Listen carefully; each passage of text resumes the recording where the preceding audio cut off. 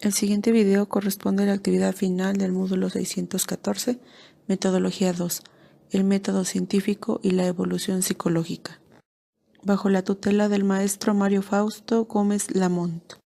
A lo largo de la historia, la mujer ha tenido un papel secundario, siempre bajo la vigilancia del hombre, ya sea el padre, los hermanos o el esposo, que la limitan a desempeñar actividades que se creen son exclusivas de su género, enfocadas principalmente a las labores del hogar y la crianza de los hijos.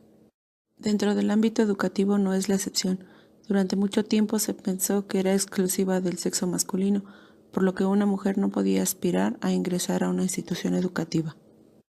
Durante la Edad Media, la exclusión de las mujeres de este territorio sagrado se leía como una medida para la conservación de la pureza, que requería una vida retirada de las tentaciones del mundo, es decir, de la carne, y dedicada exclusivamente al cultivo del espíritu. En los siglos XII y XIII, la pasión por el estudio pasó de los grandes centros monásticos a los enclaves exclusivamente masculinos de las escuelas episcopales. Las universidades limitaron la participación a solo unos pocos escogidos. Este sacramento y el sacerdocio fueron oficialmente vetados a las mujeres. En México, entre 1921 y 1928, la gama de profesiones abiertas a las mujeres se amplió un poco más. A la enfermería y el magisterio se agregaron odontología, auxiliar de farmacia, arqueología, química farmacéutica, historia, contaduría y filosofía.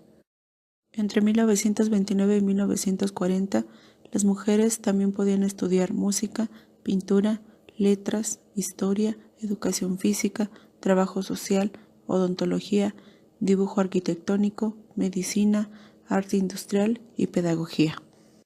En la actualidad existe la Ley Federal para prevenir y eliminar la discriminación, que tiene como objetivo principal promover la igualdad de oportunidades y de trato. En su artículo 4 define la conducta discriminatoria como toda distinción, exclusión o restricción que basada en el origen étnico o nacional, sexo, edad, discapacidad, condición social o económica, condiciones de salud, embarazo, lengua, religión, opiniones, preferencias sexuales, estado civil o cualquier otra, tenga por efecto impedir o anular el reconocimiento o el ejercicio de los derechos y la igualdad real de oportunidades de las personas. El género es un término derivado del inglés. Es un concepto útil para clasificar a qué especie, tipo o clase pertenece alguien o algo. Como conjunto de personas con un sexo común, se habla de las mujeres y los hombres como género femenino y género masculino. En inglés, el género es natural, es decir, responde al sexo de los seres vivos, ya que los objetos no tienen género, son neutros. En otras lenguas, como el castellano, el género es gramatical y a los objetos sin sexo se les nombra como femenino o masculino.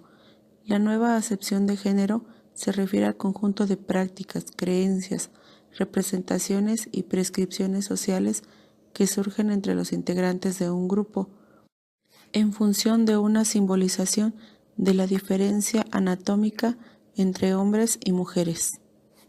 El sexismo en el lenguaje se produce cuando las distinciones se jerarquizan, valorando a una de las partes sobre la otra, descalificando lo femenino ante lo masculino. Las mujeres están ligadas con la maternidad, la familia y el mundo de las emociones. Socialmente, el hombre debe cumplir con ciertos atributos, como ser joven, jefe de familia, profesional, físicamente apto, blanco y heterosexual, para evitar ser discriminado o estigmatizado.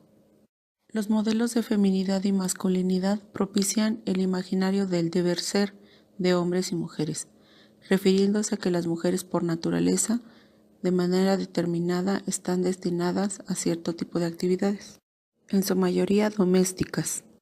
La incorporación de las mujeres al ámbito laboral y su aportación económica a los hogares no implicó que los hombres compartieran con las mujeres las responsabilidades domésticas y familiares. Dentro del campo laboral, el hombre percibe un mayor sueldo, aunque en algunos casos son ellas las que están mejor capacitadas. Los hombres perciben menos grado de discriminación que las mujeres, pero además perciben menor discriminación quienes tienen un mayor grado académico.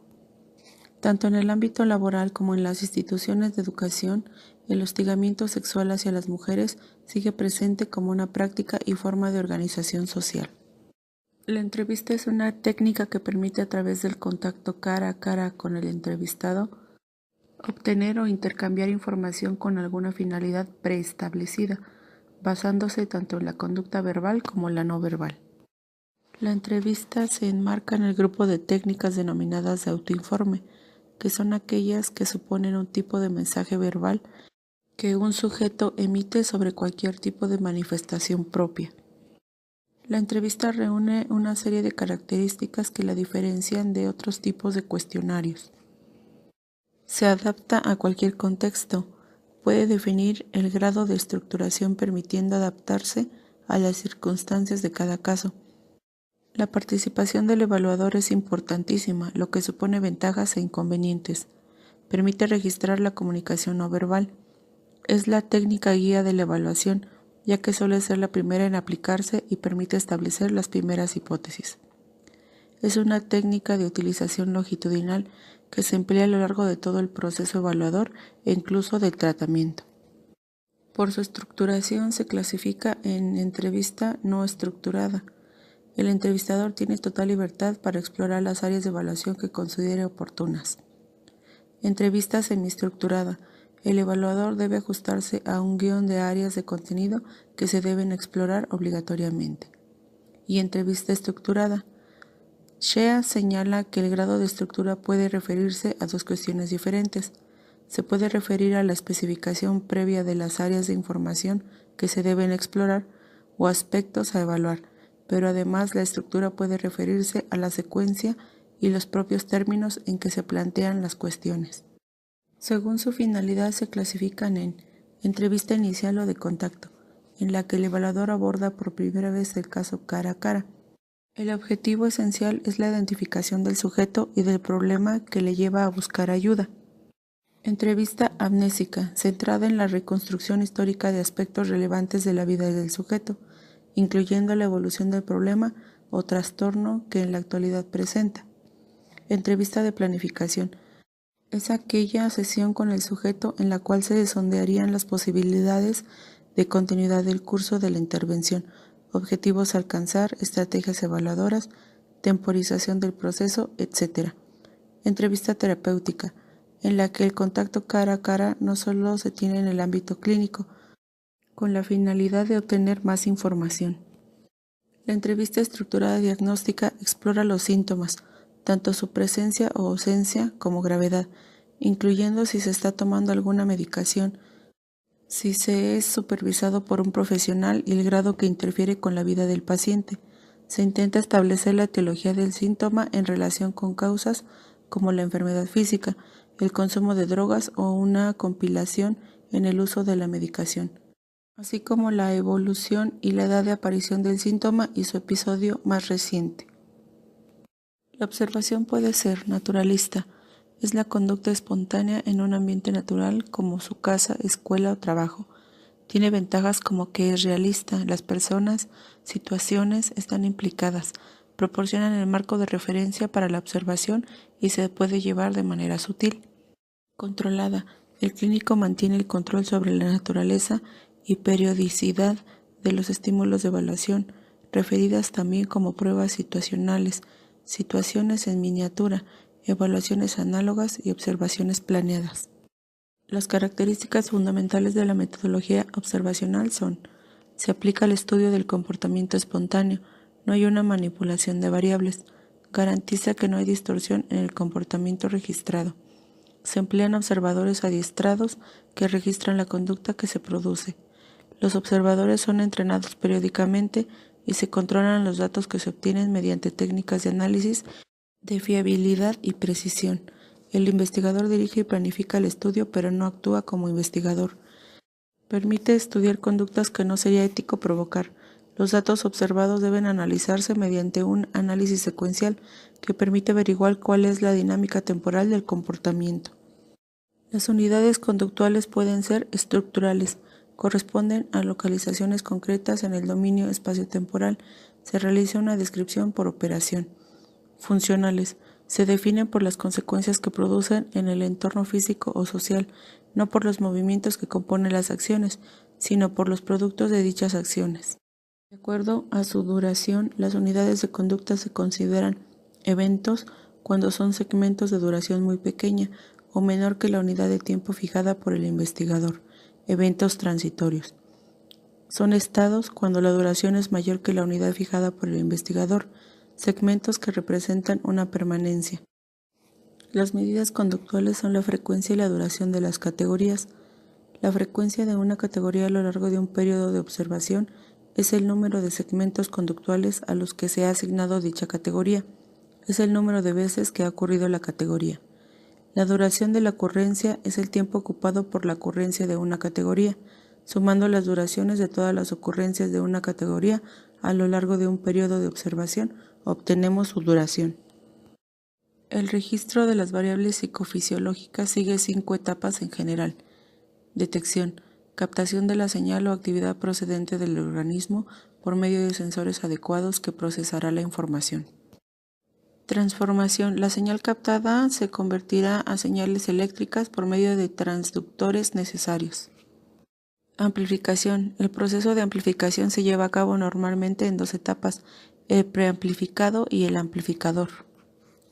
El preamplificado opera sobre los 2 parámetros básicos de toda función fisiológica, regulando el grado de amplificación y modulando el espectro de frecuencias de la señal de entrada con un máximo de eficacia.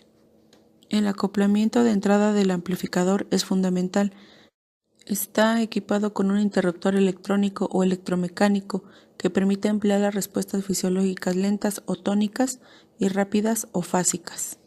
Registro. Constituye la fase de registro en la cual tiene lugar la reconversión a través del transductor de salida de la señal eléctrica previamente amplificada en otra señal de modalidad distinta para que pueda ser registrada de forma normalmente gráfica a través de un oscilógrafo o aparatos similares. Conversión. La conversión de la señal gráfica registrada en otras formas que faciliten el análisis posterior de la misma. El término biofeedback se utiliza para modificar una respuesta fisiológica en función de la información que se tiene de cómo ésta varía. Es una técnica de autocontrol de respuestas que opera a través de la retroalimentación constante que recibe un sujeto sobre la función que se desea someter a control voluntario. Se tiene el control gradual. Las fases del biofeedback son: detección de la señal, captación de la respuesta fisiológica, amplificación. Se amplifica para que sea manejada por el sistema, solo aquellas que se encuentren en un rango de niveles de frecuencia. Procesamiento y simplificación de la señal. Se procesa para una mayor simplificación que facilitará su análisis. Conversión de la señal. Tiene como objetivo convertir la señal en formas estimulares que puedan ser procesadas por los sujetos. Información al sujeto.